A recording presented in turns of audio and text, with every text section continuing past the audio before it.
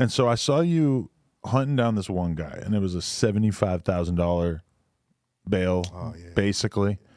And it seemed like this was maybe one of the most epic hunts you've ever been on, or at least it was at the time. Would you say that? I would say that was probably the hardest person I have to look for. Really? Yeah, he was a meth dealer, and he was used to living with nothing.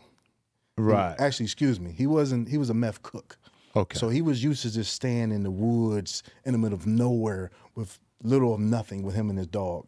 So it took me, honestly, about 6-7 months to find this guy. I got down to the last day before we had to pay that money out, and I found him.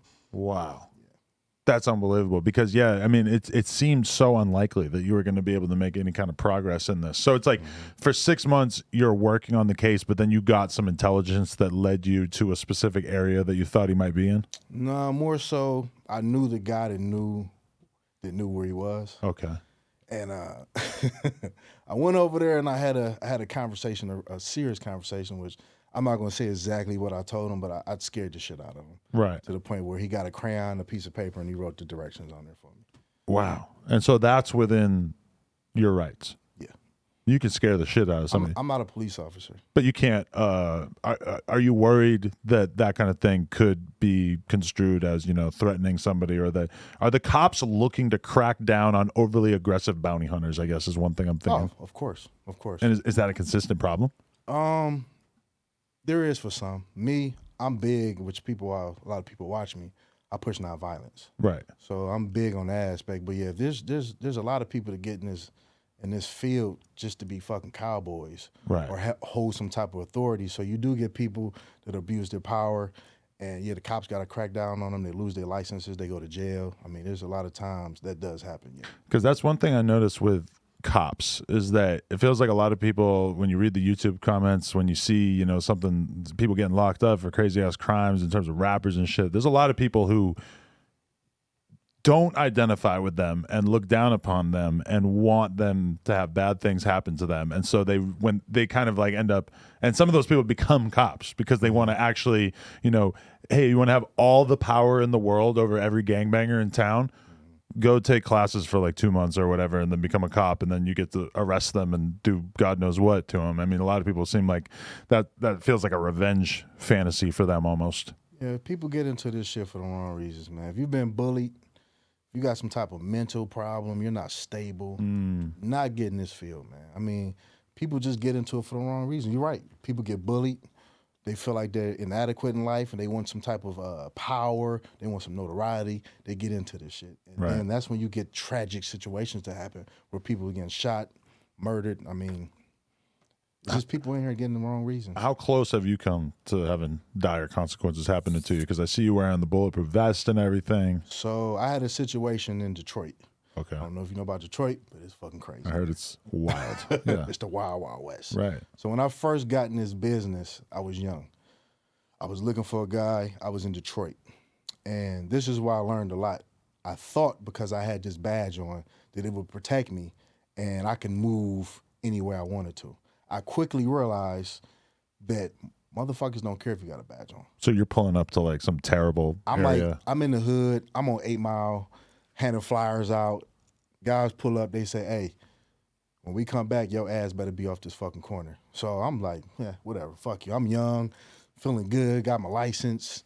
Probably within about 10 minutes, as they said, about 10 minutes, they came back and they started shooting. Wow. And I remember running for my life.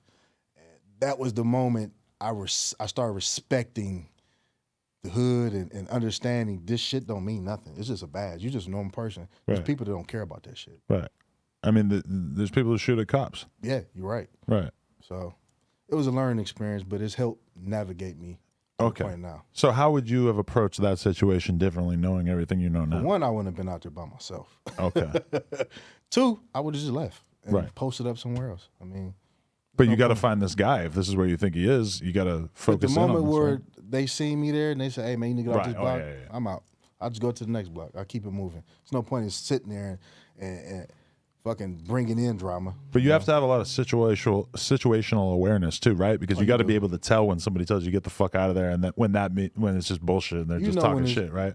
When you've been doing this as long as I've been doing, you know when somebody's for real or not. Right. At that time, I was fresh, I was green, I didn't know. I'm just like, fuck you, guy. But now I'll know when someone's serious. That $75,000 situation, this is the other thing I want to ask.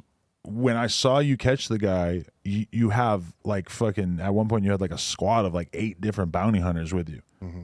How does that work? Do you like hire them to work with you since you're the one who put the money up, or what? So, well, when I caught this guy, I had the sheriff's department because they was looking for him too. Right. They couldn't find him. We actually were working together. Right. But usually I got a team. I got my 2 people I roll with, and depending on how dangerous the person is, I'll bring more people in. But they're already licensed bail bondsmen working. We just kind of work as a team. Okay. So when each other need help, we help each other. Oh, okay. So it's not like you're specifically paying them for their time, or do they get a percentage of this bounty that you're trying to get? No, because I don't get paid for it. Right. I got to find these people. So it's more so, like I said, they're bondsmen. Oh, so they're kind of just helping out because they would expect you to sort of help them with the same thing? Exactly. It sounds like a great community. Most places aren't really like that. Most communities aren't like that these days. No, everybody's usually for themselves, but that's how you keep it going, right? And keep a nice flow going with everybody. And so the sheriffs, like, how do you even get in communication with them? And are you sharing intelligence with them the whole time? It depends. Sometimes, yeah. This particular guy, he was real cool. He was looking for him. I had a lot intel that he didn't have, so I figured working with him is probably better than working just by myself, because if I don't find him, again, we're gonna lose 75,000. So right. Sometimes we work with cops. Sometimes we don't. A lot of times we don't. Right. All right, people, we just hit 300,000 subscribers. You know we're trying to hit 400,000 subscribers. So that little red button, tap it, tap in. We appreciate y'all.